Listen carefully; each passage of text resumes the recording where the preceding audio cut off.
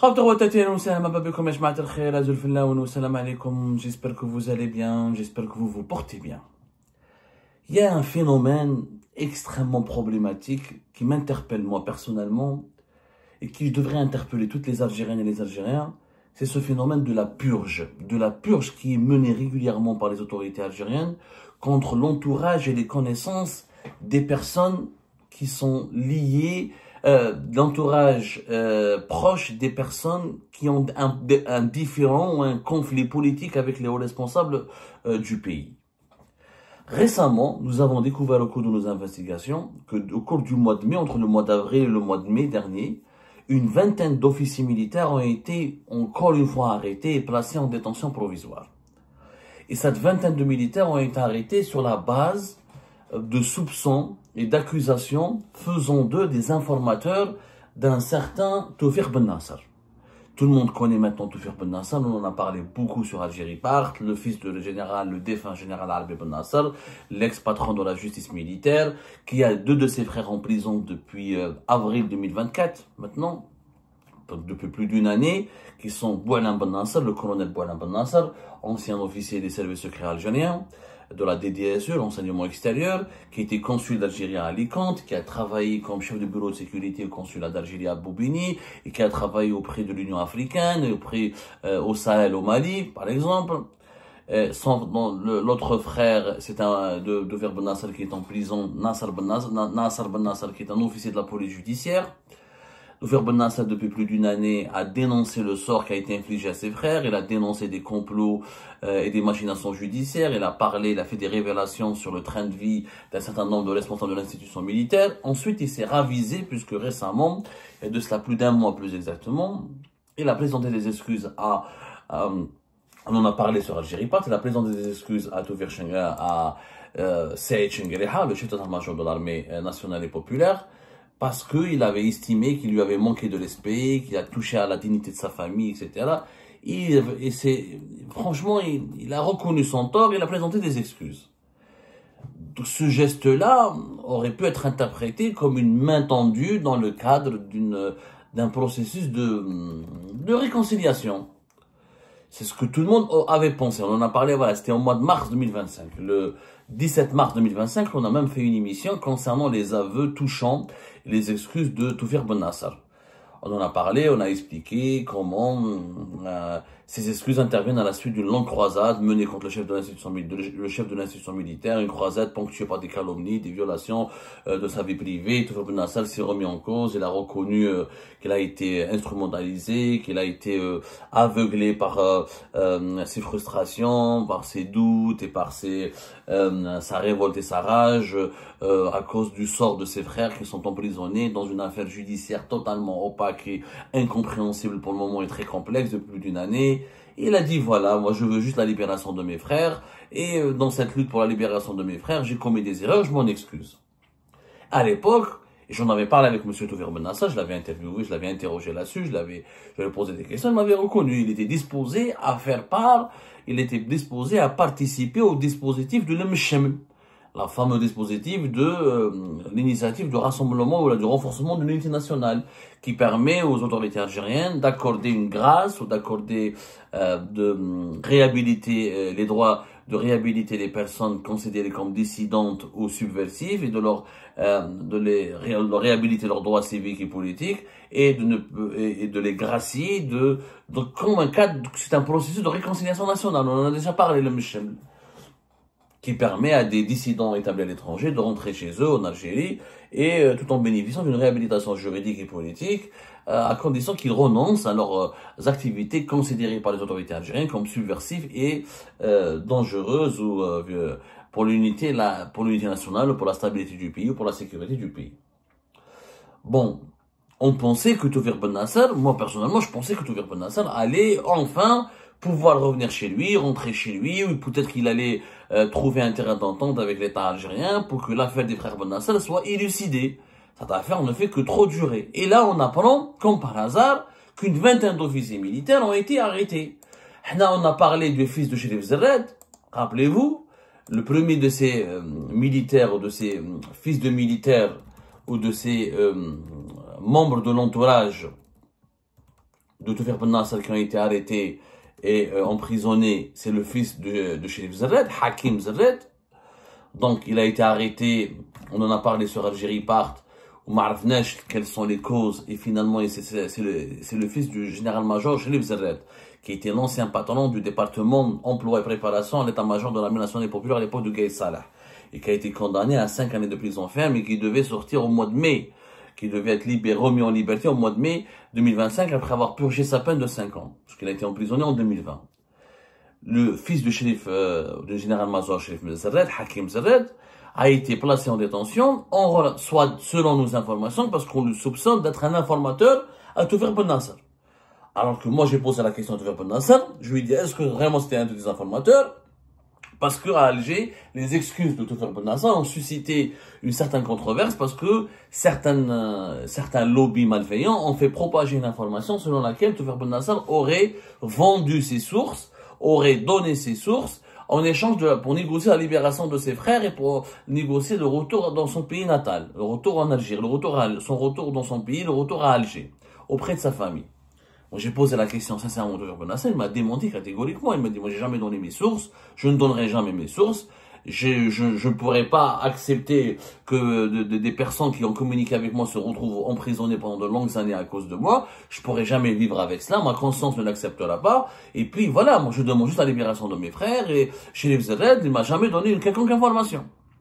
Le fils de Cherif Zerred, qui s'appelle Hakim Zerred. Hakim Zerred, il est bien placé à Alger. Selon nos investigations, il opérait dans l'installation des caméras de surveillance. Il avait même des marchés avec la présidence de la République. Donc c'est quelqu'un qui était digne de confiance. S'il n'était pas digne de confiance, s'il ne faisait pas l'objet d'une enquête qui garantissait son innocence ou sa déconnexion totale de ces milieux subversifs, est-ce qu'on lui aurait donné un marché auprès de la présidence algérienne pour installer des caméras de surveillance? Ça m'étonnerait. Bon, s'il n'y avait que le fils de Cherif Zerred, on aurait pu croire à une erreur de tir, à une opération de vengeance, ou peut-être à d'autres motivations judiciaires, ou pour d'autres motifs politiques. Mais il n'y a pas que le fils de Cherif Zerred qui a été arrêté.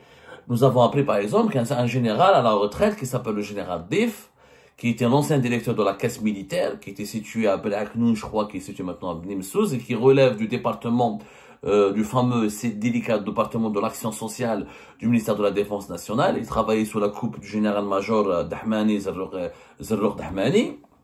Le général Def, il a été placé sous mandat de dépôt au même moment que le fils du général-major Cherif Zerred, c'est-à-dire au début du mois de mai 2025. Au même moment, le général Def, qui était collaborateur, le bras droit du général-major Zerrouk Dahmani, qui est le patron par définition depuis de très nombreuses années du département de l'action sociale du ministère de la Défense nationale.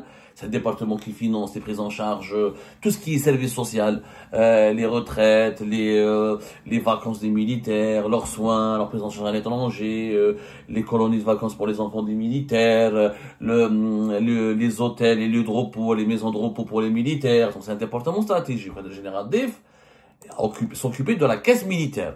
Donc, d'un organe financier important de le département de l'action sociale du ministère de la Défense nationale. Ben, il a été emprisonné. Pourquoi? Parce qu'il connaît, il aurait été l'informateur de Ben Nasser, Toufiq Ben Nasser. La même chose, je pose la question à Toufiq Ben Nasser, je lui dis, est-ce que ça a Toufiq est ton informateur? C'est ce qu'on dit. Il m'a démenti. Par contre, il m'a reconnu, il m'a dit, je le connais. C'est un ami à la famille. Et ben, pourquoi c'est un ami à la famille? Parce que Ben Nasser, la famille Ben Nasser, leur père, l'armée Ben Nasser, n'était pas n'importe qui. Comme il était parmi l'ancien patron de la justice militaire, il était procureur de plusieurs tribunaux, de plusieurs cours de justice au sein de l'armée. Donc, les Ben Nasser connaissent beaucoup de monde. Est-ce que le fait de connaître Ben Nasser, ça c'est un crime en soi? Normalement, non. Et un ancien général, un ancien gradé de l'armée, ou très connu. Est-ce que le fait de l'avoir connu, d'être ses voisins, d'être un de ses connaissances, les militaires entre eux, ils se connaissent. Ils vivent dans des quartiers ensemble, dans des zones ensemble, quelquefois ils passent des vacances ensemble, ils font les mêmes écoles. C'est un monde à part. C'est vraiment, quand on est les fils des généraux, les familles des hauts gradés de l'armée, des hauts gradés de l'armée, se connaissent tous entre elles. Parce qu'elles ont vécu ensemble, dans les mêmes quartiers, dans les mêmes zones résidentielles, leurs enfants ont fait les mêmes écoles. Donc, est-ce que toutes les connaissances de Toufiq Ben Nasser ont été sujettes à des enquêtes? C'est sûr. Mais est-ce qu'il fallait les arrêter toutes et les mettre toutes en prison? Toutes ces connaissances, ça n'a pas de sens. nous avons découvert aussi, au cours de notre enquête, qu'un autre militaire, un colonel médecin, qui travaille à l'hôpital militaire de Ain Haja, il s'appelle Ahmed Boumarqa, qui est le neveu de la fameuse Hasiba Boumarqa. C'est un médecin, endocrinologue. D'après nos informations, le Houathan est de le mandat de dépôt. Pourquoi? Parce qu'il aurait été l'un des informateurs de M. Toufiq Ben Nasser. C'est la même chose. Le neveu de Hasiba Boumarqa, le colonel Habib Boumarqa, pas Habib, comment il s'appelle son nom? Ahmed Boumarqa.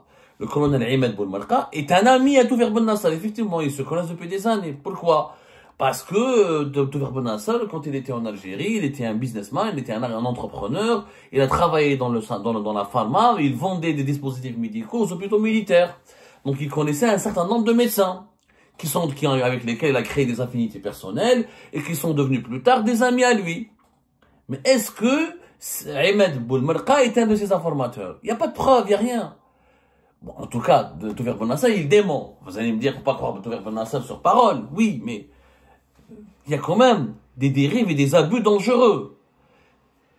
C'est pas parce qu'on connaît un opposant ou un élément classé comme subversif à l'étranger qu'on est forcément son complice. C'est pas parce que c'est pas parce qu'un élément subversif établi à l'étranger a des connaissances. C'est normal qu'il a Toufiq Ben Nasser ou la Hicham Aboud ou la l'Arbi Zito, c'est des Algériens. C'est normal qu'ils ont des connaissances. Ils ont étudié dans des écoles, ils ont grandi en Algérie, ils ont travaillé en Algérie, certains se sont mariés en Algérie, ils ont fait des enfants en Algérie. Donc, c'est normal que les gens les connaissent.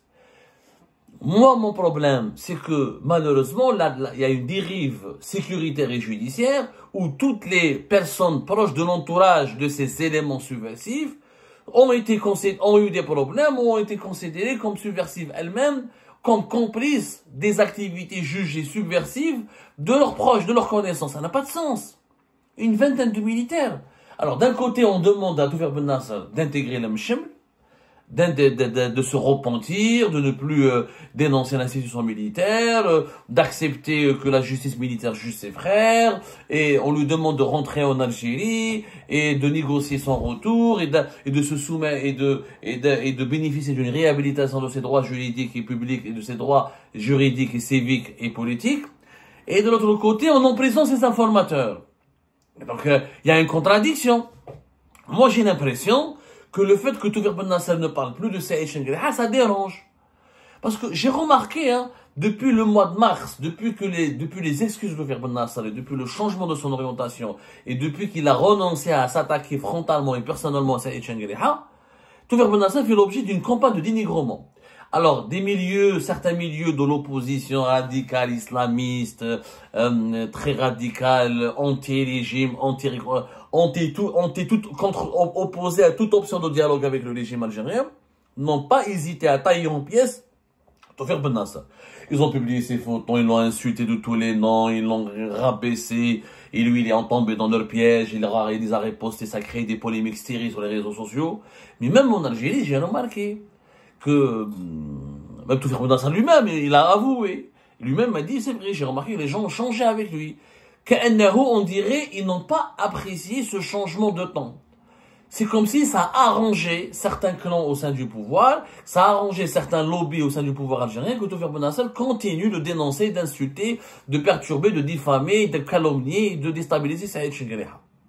Il y a en Algérie, malheureusement, des cercles malveillants qui veulent attiser le feu de la guerre des clans.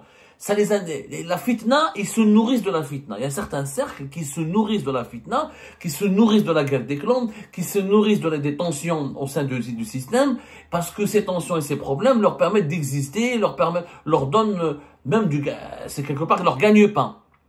Plus il y a des tensions au sein de l'État, plus ces gens-là peuvent parasiter, peuvent faire des interventions, peuvent profiter de certains privilèges, peuvent prendre des avantages, parce qu'un jour ils sont avec tel clan, l'autre jour ils font un autre clan, et ces cercles malveillants sont extrêmement dangereux. Et je pense qu'il fallait se réjouir que Toufiq Ben Nasser arrête d'insulter les chefs d'état-major de l'armée. Ça ne fait pas plaisir. Quel est l'Algérien qui peut être heureux de voir sur les réseaux sociaux le fils d'un défunt général, et pas n'importe lequel, Habib Ben Nasser, qui a été l'une des figures de la justice militaire du pays. Il insulte, il diffame, il s'en prend, il dénonce, il attaque l'actuel chef d'état-major de l'armée. Il fallait voir comment les Marocains, les Tunisiens, les Égyptiens, les Français, comment les étrangers étaient ébahis, hallucinés face à ces révélations, à ce ménage, à des scènes de ménage pratiquement, à ce linge sale qui se lavait en plein public, et comment l'institution militaire algérienne était traînée dans la boue. Moi, je dis la vérité. Moi, en tant qu'Algérien patriote, soucieux de l'intérêt général de son pays, je n'ai pas envie, ça ne me fait pas plaisir, et ça me blesse de voir que certaines institutions que je pourrais qualifier de névralgiques, pour ne pas dire sacrées, pour la stabilité du pays, soient traînées dans la boue, salies, déshonorées par des polémiques personnelles où il n'y a que des insultes et des injures. Mais maintenant, je ne comprends pas. Alors, pourquoi, d'un côté, j'ai l'impression qu'on veut provoquer Tawfiq Ben Nasser. J'ai l'impression qu'on veut relancer, j'ai l'impression qu'on veut amener Tawfiq Ben Nasser à réinsulter, à redéfamer, à relancer ses attaques directes contre Saïd Chenguelia. Il y a des cercles qui n'ont pas apprécié que l'institution militaire ne soit pas attaquée. Je le dis en toute honnêteté.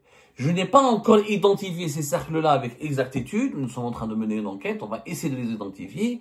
Mais d'ores et déjà, je demande aux autorités militaires, de la justice militaire, de faire preuve de lucidité et de rationalité et de revoir les dossiers de ces militaires qui ont été emprisonnés parce qu'ils auraient été les informateurs de Tawfiq Ben Nasser.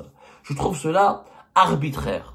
Je trouve qu'il y a déjà trop de militaires en prison. Je pense que dans la conjoncture actuelle que nous vivons et que ce que nous risquons de vivre et de subir comme événement dans les jours à venir, à cause de la fin de règne du président Abdelmadjid Tebboune, de la problématique de sa succession, des défis auxquels sont exposés la sécurité extérieure du pays, la conjoncture régionale, la conjoncture internationale, la situation économique qui va s'aggraver et se détériorer dans les mois et les années à venir. Nous avons besoin d'une institution militaire solide, sereine, stable, paisible. On n'a pas besoin d'une institution militaire qui emprisonne en permanence des enfants, qui se venge contre ses enfants, qui verse dans les procès expéditifs, qui exécute régulièrement ses propres officiers. Non, pas du tout. On a besoin plus que jamais d'une institution militaire qui soit solide, sereine. Parce que finalement, l'institution militaire, c'est la seule colonne vertébrale du pays. Et là, je suis un légaliste, moi je suis un démocrate. Moi, je n'ai jamais accepté, je n'accepterai jamais la militarisation de la vie politique de l'Algérie. Et j'ai été parmi les voix qui se sont élevées depuis pratiquement 20 ans. Depuis que j'ai accès aux tribunes médiatiques, j'ai toujours défendu une Algérie civile et non un État militaire. Et j'ai toujours dit l'armée dans les casernes, l'armée a un rôle bien précis.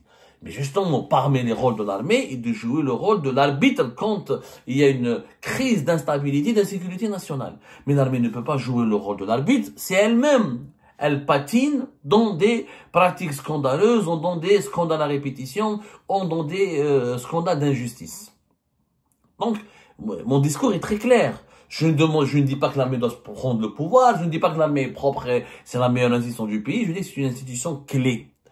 Et que l'emprisonnement de ces militaires ne me semble pas justifié, mérite des explications, mérite des éclaircissements, mérite même une remise en cause et une introspection profonde pour qu'on ne tombe pas dans le piège de certains manipulateurs qui veulent toujours semer la fitna et allumer les feux des guerres de clans dans un pays qui est fragile. L'Algérie n'a pas besoin de subir, encore une fois, des tensions provoquées par les rivalités entre les différentes composantes de l'État algérien. Nous avons plus que jamais besoin d'une Algérie unie parce que ce que nous allons subir dans les jours à venir est vraiment terrible. Les défis sont énormissimes.